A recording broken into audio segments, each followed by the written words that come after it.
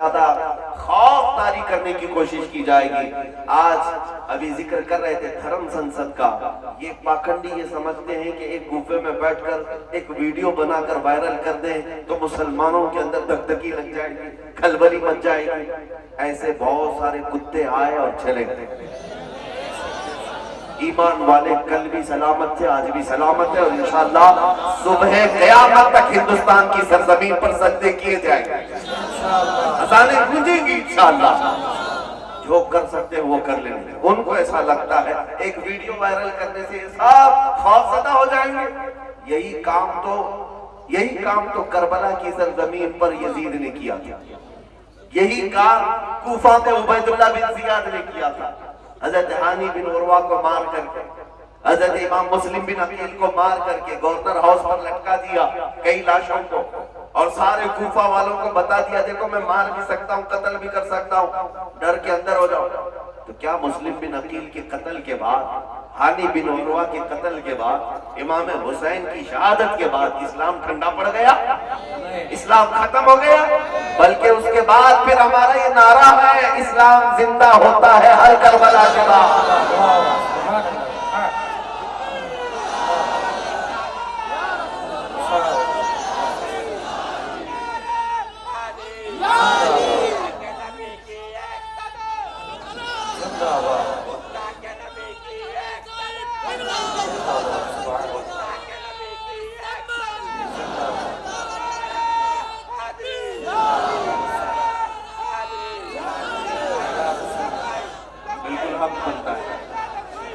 بالکل حق بنتا ہے پیغمبر کے نام سے،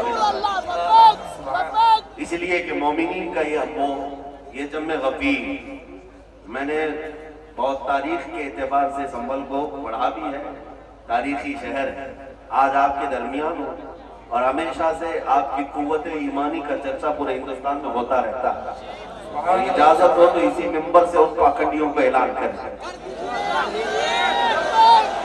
اسی ممبر سے اعلان کریں، تم اپنے اندر بیٹھ کر غوفے میں جو مارنے اور مرنے کی بات کرتے ہو،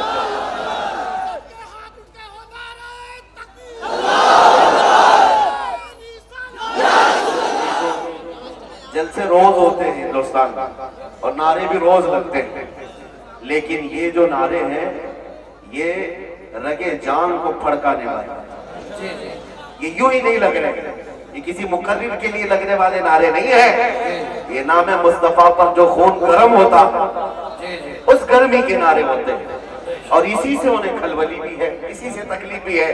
میں اس ممبر سے کہتا ہوں ایک لومڑی اور ایک لومڑا وہ بھوکتے رہتے ہیں، دیکھتے ہوں گے آپ، اور پھر ہزاروں سیکیورٹی گارڈ کے بیچ میں گھومنا، ارے مرد ہو تو مقابلہ کرو، میں تنہا گھوم رہا ہوں پورے ہندوستان، تنہا آیا ہوں، ہمارے پیچھے کوئی سیاسی طاقت نہیں ہے، ہمارے پیچھے کوئی ایسا سپورٹ بھی نہیں ہے۔ بعض لوگ تلاش کرنے کے لیے میرے گھر تک آئے تھے کہ ان کو کون بیکنگ کر رہا ہے، کون سی سیاسی پارٹی ان کے پیچھے ہے۔ ہم نے کہا تھا تمہاری ناک رکڑ جائے گی اور تم پتہ نہیں کر پاؤ گے کہ کون بیکنگ کر رہا ہے، اس لیے کہ ڈھونڈا ہی کرے صدر قیامت کے سپاہی، وہ کس کو ملے جو تیرے دامن میں چھپا۔ ہم مومنین کی بیکنگ اور اگر سپورٹ کہیں سے ہوتا ہے تو گنبد خضرا سے ہوتا ہے۔ نبی پاک صلی اللہ تعالیٰ علیہ وسلم کی محبت لے کر ہم پوری دنیا میں تنہا چلتے ہیں، الحمدللہ خوف نہیں ہوتا، اس لیے کہ ظالموں ڈراؤ اسے جسے جینے کا شوق ہو، موت سے ڈرانا، جیل سے ڈرانا، پھانسی سے ڈرانا، اسے ڈراؤ جسے جینے کا شوق ہے۔ ہم تو روز رات یہ سوچ کر کے سوتے ہیں کہ کب ملک الموت آئے، روح قبض کرے اور ہمارے نبی سے ہماری ملاقات کرائے۔ نعرہ تکبیر، نعرہ رسالت، اجتماع پیغام حق، علماء اہل سنت، مفتی محمد سلمان صاحب قلعہ ازہری، نعرہ تکبیر۔ اے شب غور بھی اسی گل سے ملاقات کی رات۔ عزیزان گرامی وقار، میں بات یہ کہہ رہا تھا، آپ اپنا جوش تھوڑی دیر کے لیے خاموش رکھیں، تھوڑی دیر کے لیے میں بات یہ کہہ رہا تھا کہ ان کی اتنی طاقتوں کے ماتحت ہونے کے بعد لومڑی اور لومڑا چند کمروں کے اندر بیٹھ کر کے ویڈیو بنا کر وائرل کر کے مسلمانوں کے دلوں کو چھلنی کرنے کی کوششیں اور हाइपोक्रेसी, जो डेमोक्रेसी खत्म होकर हाइपोक्रेसी जो आई, ये सारे मनाजिर के बाद मैं उनसे कहता हूँ, मैंने एक क्लिप सुनी, कोई एक वो लोमड़ी कहती है, एक और एक लोमड़ा कहता है कि हम 20 लाख लोगों को मारेंगे, इतने मुसलमानों का कत्ल करेंगे तो फिर हमारे यहाँ पर हिंदू राष्ट्र कायम हो जाएगा। जालिमों, तुम्हारे अंदर इतनी हिम्मत ही नहीं है, मारने मरने की बात पाखंडियों से हो ही नहीं सकती, कभी हो ही नहीं सकती। एक बात मैं कहूंगा, अगर मारने और मरने का शौक ही है तो चलो मैं भी चलता हूं, तुम भी चलो, बॉर्डर पर खड़े हो जाते हैं, बॉर्डर पर खड़े होंगे, अपने देश की रक्षा करते हैं, अपने देश की हिफाजत के लिए चलो बॉर्डर पर चलते हैं, फिर देखा जाएगा कि कितनी गोलियां तुम खाते हो, कितनी हम खाते हैं। और मैं अकेले की बात नहीं कर रहा हूं, इंशाअल्लाह उल अजीज, जिस दिन मेरे मुल्क अजीज की हिफाजत की बात है, ये उलमा भी हाजिर होंगे, ये मजमा भी हाजिर होंगे, इसलिए कि इस मुल्क को हमने खूने जिगर से सींचा, यहाँ हमारी तारीख मौजूद है। अजीजान गिरामी वक़ार, इन आतंकियों के गले में अगर हुकूमत ने पट्टा नहीं डाला तो ये कुत्ते इन हुकूमतों को ही नोच खाएंगे। वो दिन भी आएगा जब यही कुत्ते इनके लिए भारी पड़ जाएंगे, यही भारी पड़ जाएंगे। अंदाजा कर ले मेरे अजीजों, कारून शायद ये समझता है कि पैसे की रेल पेल से मैं 100 साल जी लूंगा, ये शद्दाद, ये हमान, ये फिरौन ये समझता है कि मैं अपनी ताकत के बलबूते पूरे लोगों की गर्दनों पर हुकूमत कायम कर लूंगा। वो तो बड़ी ताकतें थी, तुम्हारी हैसियत मच्छर के बराबर भी नहीं। और अगर हुकूमतें खुलेआम ये सारी बातें कर रही हैं, मेरे अजीजों, एक तारीख यहाँ वैसी भी आई थी 100 साल पहले, 100-150 साल पहले, 1857 की तारीख, जिसको अंग्रेज आज भी गदर कहता है, अंग्रेज आज भी गदर कहता है। 1857 की तारीख में अंग्रेजों को भी यही नशा चढ़ा था, यही नशा चढ़ा था कि हम जो चाहे कर लेंगे, कत्ले आम करेंगे, मार डालेंगे। उस वक्त किफायत अली काफी रहमतुल्लाह ताला अलैह को फांसी पर चढ़ाया था, फांसी पर चढ़ा करके जश्न मनाए थे 8 दिन तक। क्यों किफायत अली काफी को चढ़ाया था जानते? एक आलिम रब्बानी को इसलिए चढ़ाया था कि वो बोलते थे तो हजारों का मजमा जमा, लोग उनके पीछे दीवाना वार घूमते, तो ऐसे उलमा तो उनको खलते हैं। फांसी पर चढ़ा करके 8 दिन तक जश्न मनाया था, लेकिन खुदाई कानून उन्हें मालूम नहीं। तुम एक किफायत अली काफी को जो ये कहता था कोई गुल बाकी रहेगा न चमन रह जाएगा, पर रसूलुल्लाह का दीन हसन रह जाएगा, फांसी पर चढ़ा करके तुमने ये सोचा कि एक आशिक रसूल की जुबान बंद कर दिया, उसे गर्दन से अलग करके जिस्म को अलग कर दिया, अब उम्मत ठंडी हो जाएगी, ये जमात सो जाएगी। लेकिन मौला ताला का एहसान तो देखें, मुरादाबाद ज्यादा दूर नहीं है, किफायत अली काफी को यहाँ फांसी पर चढ़ा रहा है अंग्रेज, और मौला पड़ोस में बरेली में इमाम अहमद रजा को पैदा कर रहा है। ज्यादा फासला न शहरों का है न तारीख का है।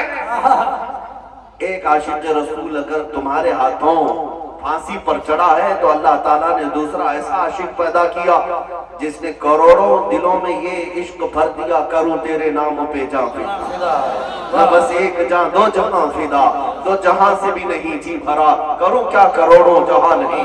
मैं बात ये करना चाहता हूँ, तुम जितने चिराग बुझाओगे मौला उतने चिराग और रोशन फरमाएगा। सुभान अल्लाह, सुभान अल्लाह। जिसको तुम पकड़ करके कत्ल करने की धमकियां देते हो, ये इस्लाम न कल मिटा था, न आज मिटा है, न सुबह क़यामत तक मिटा सकोगे।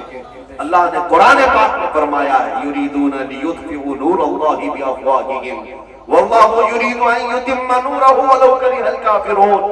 मुशरिकीन ये चाहते हैं कि अपने मुंह के फूंकों से अल्लाह के चिराग को बुझा दें, और ये हो नहीं सकेगा। अल्लाह अपने चिराग को रोशन करके रहेगा, काफिर अगरचे इसको नापसंद करें, काफिर अगरचे इसको नापसंद करें। मेरे अजीजों, बात सिर्फ इतनी मुझे करनी है, तुम्हारा अपना रोल क्या होना चाहिए? क्या यही जोश के नारे जो हम पिंडाल में बैठ करके करें? क्या हमारी यही तकरीरें जो जलसे तक रहे? नहीं मेरे अजीजों, हमारा लक़ब, एक मोमिन का लक़ब ये था कफन बर्दोश। ये सीने पर बल्कि अपने कंधे पर कफन लेकर के चलता, इसे मौत से खौफ नहीं है। तो ये खौफ जब तुम्हारे सीने से निकलेगा तो हक बोलने की हिम्मत उतनी बढ़ती चली जाएगी। زیادہ سے زیادہ تمہیں کس بات سے ڈرایا جاتا ہے آج؟ پھانسی سے، یہ سب سے ہائیسٹ سزا ہے نا، یا جیل سے؟ یہ دونوں چیزیں ایک مومن کے لیے کوئی معنی نہیں رکھتی۔